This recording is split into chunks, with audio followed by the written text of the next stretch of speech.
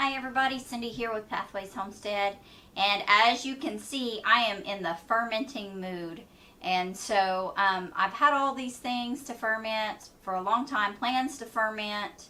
The sourdough was kind of an afterthought because we are trying to be as low carb as possible, and I'm jumping on that bandwagon. We're going to see how my health improves, because it's improved quite a bit by just cutting out a few things. So we're going to work on gut health. I bought several months ago, I bought the SCOBY to start my kombucha with, and I just was taking my own sweet time at getting it going. And I also, at the same time that I bought the SCOBY for the kombucha, I bought some Kefir, however you say it, granules to start Kefir again.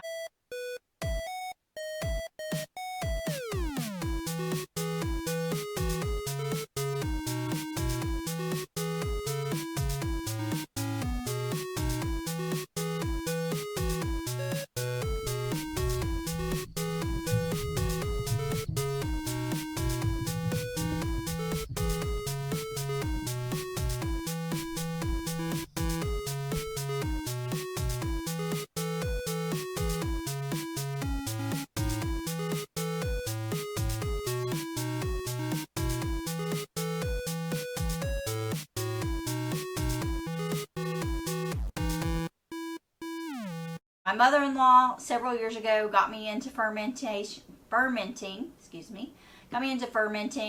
I've had sourdough starter off and on in the last 25 years, and it's one of the simple ones, you know.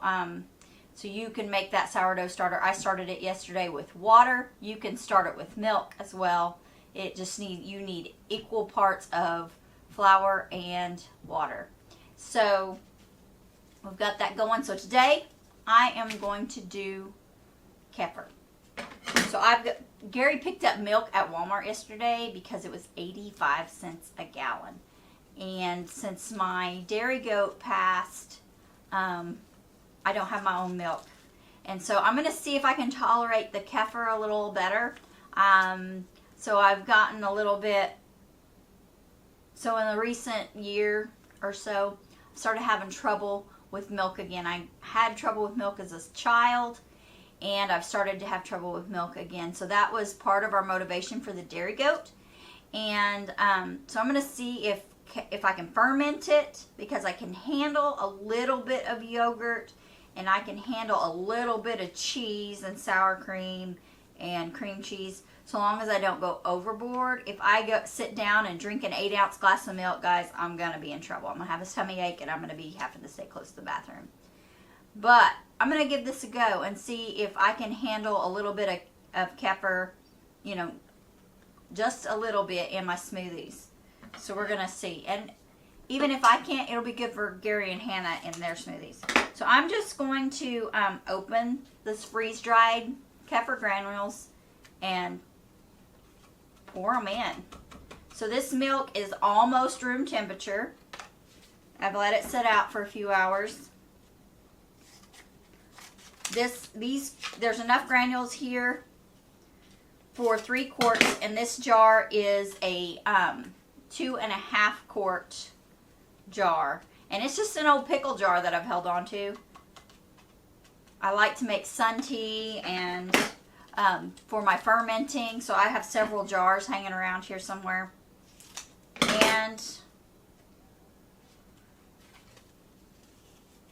so I've just about got all those granules in, and then I won't have to, so long as I keep going and don't kill my granules, I can strain my granules off and will no longer have to buy Kefir granules. I just didn't know anybody close that was making Kefir, and I'll tell you, this weekend, spending this weekend with Joyce Morris, if you don't know her, from Morris Patch of Heaven.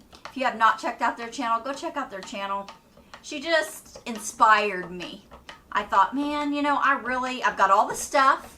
Nothing's holding me back. I just keep making excuses. So no more excuses, that's what I decided, you know, in my prayer life. And in my Bible study life, I've just decided there's no more excuses. I'm going to do my daily devotions. I'm going to pray more. I'm going to seek God more. You know, and that's the whole thing with Pathways Homestead, is trust in the Lord with all your heart. Lean not on your own understanding. In all your ways, seek His will, and He will direct your paths. So guys, that is found in Proverbs chapter 3, verses 5 and 6. And those are good words to live by, and I'm trying to run my homestead that way. And that's in a roundabout way. After I started my YouTube channel, I thought, you know what? Why am I not sharing my faith more in my videos? You know, it started out just so my kids could kind of see what was going on, and their friends could see some of what's going on in our life and understand our kids more. Because, you know, this is a crazy life. You know, this is a choice we've made for the last 25 years. We have chosen this lifestyle. You know, we could have done things differently. And if you've done things differently, that's okay. You need to do what you need to do where you're at with what you have and with the time you have. And, you know, God doesn't call us all to do the same thing. He doesn't call us all to be missionaries. He doesn't call all of us to be pastors, but He does call all of us to love Him and to love our neighbors and to share that love, to share His love with others. So guys, no matter where you're at, you are a missionary. You have a mission. Your mission is to love God, and your mission is to love your neighbor. That may be the person next to you at work. That may be the person that gives you the most problems. That may be your children if you're a stay-at-home mom. And I just want to encourage you along this life journey to do what you can where you're at to grow in your relationship with Christ and to grow in your value.